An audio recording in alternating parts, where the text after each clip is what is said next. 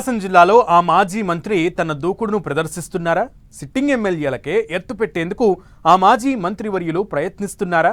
సొంత పార్టీలోనే ఉంటూ ఆ పార్టీకే ఎసరు పెట్టాలని చూస్తున్నారా? ఆ మాజీ మంత్రికి సొంత పార్టీ నేతల నుంచే సెగ మొదలైందా? ఇంతకీ ఎవరా మాజీ మంత్రి? సిట్టింగ్ ఎమ్మెల్యేలపై ఆయన చేస్తున్న కుట్రలేంటి? పార్టీ అధిష్టానం ఏమని మందలించింది? Watch this story. ప్రకాశం జిల్లా ఎర్రగొండపాలెం నియోజకవర్గంలో వైసీపీ రాజకీయాలు ఏపీ రాజకీయాల్లో హాట్ టాపిక్ గా మారాయి. సొంత పార్టీలోనే ఉన్న ఆదిమూలపు సురేష్ తెన్నింటి వాసాలు లెక్కబెడుతున్నట్లు ఇటీవల బయటపడిందన్న టాక్ వినిపిస్తోంది.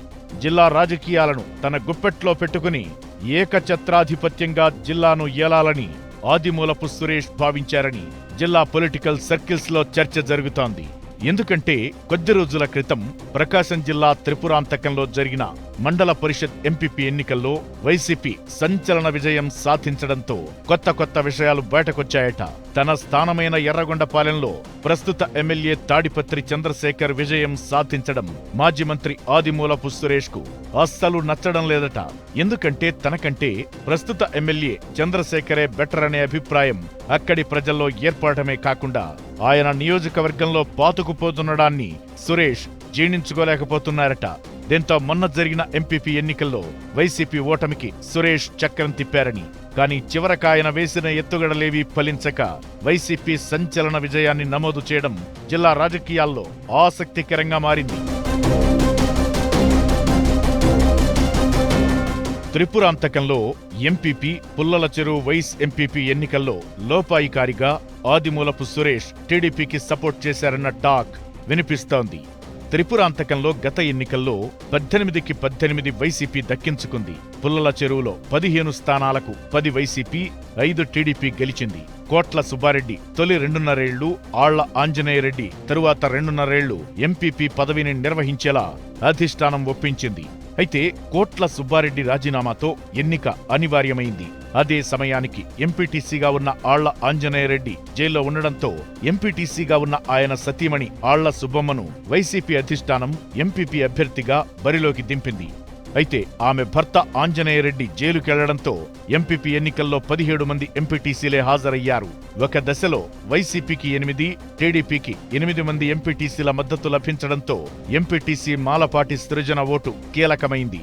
ఆమె కూడా టీడీపీకే మద్దతిస్తుందని భావించారు. అనూహ్యంగా సృజన వైసీపీకే జై కొట్టడంతో ఎన్నికల్లో వైసీపీ విజయం సాధించింది. ఎంపీపీగా ఆళ్ల సుబ్బమ్మ విజయం సాధించారు. ఎంపీపీ ఎన్నికల్లో ఆదిమూలపు సురేష్ తెర వెనుక నడిపించిన తతంగమంతా బయటకొచ్చిందట. సురేష్ కు చెందిన జార్జ్ కళాశాలలో ఎంపీటీసీ సృజన సోదరి మాలపాటి వసుంధర లెక్చరర్ గా పనిచేస్తున్నారు.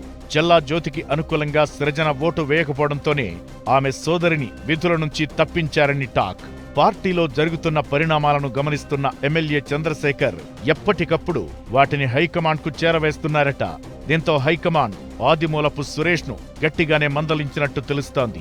అయితే పొరపాటు జరిగిందని ఒప్పుకున్న సురేష్ తిరిగి విధుల్లో చేరాలని వసుంధరను కోరారట. ఎర్రగొండపాలెం విషయంలో జోక్యం చేసుకుంటే చర్యలు తీసుకోవాల్సి ఉంటుందని పార్టీ అధినేత జగన్ మందలించారట. సురేష్ రీఎంట్రీ కోసమే నియోజకవర్గంలో పార్టీని 2 గ్రూపులుగా చేసి ఉంటారని పార్టీ నేతలు అనుమానం వ్యక్తం చేస్తున్నారట. కష్టకాలంలో పార్టీకి అండగా ఉండాల్సిన సురేష్ టీడీపీతో జట్టు కట్టడమేంటని ఆగ్రహం వ్యక్తం చేస్తున్నారట. ఇలాంటి పరిణామాల నేపథ్యంలో సురేష్ ఇక పార్టీలో ఉండలేరని, ఆయన పార్టీ మారడం ఖాయమనే చర్చ కూడా జరుగుతోంది. దీంతో రాబోయే రోజుల్లో ఎర్రగొండపాలెంలో ఏం జరుగుతుందనేది ఆసక్తికరంగా మారింది.